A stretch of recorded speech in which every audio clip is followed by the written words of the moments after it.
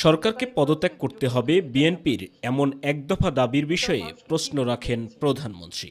ক্ষমতায় বসে ক্ষমতার উচ্ছিষ্ট বিলিয়ে যে দলটি গঠন করেছিল সেটাই আজকের বিএনপি।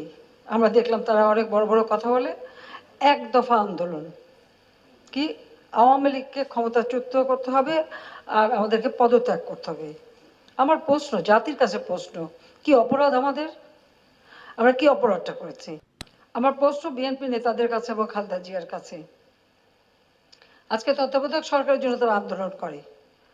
আমরা ৯০-এর দশকে আন্দোলন করেছি যে সেখানে নির্বাচন যে অবাধ নিরপেক্ষ করার জন্য একটা তত্ত্বাবধায়ক সরকার এই ব্যবস্থাটা রাখা হোক। খালেদা জিয়া তো তখন করে নাই, খালেদা জিয়া তো তখন রাখে নাই। তো কি জবাব দেবে বিএনপি এখন আন্দোলন যে করে? তাদের কি অধিকার আছে বলার? তাদের হাতে যখন সুযোগ ছিল তখন তারা তা করেনি।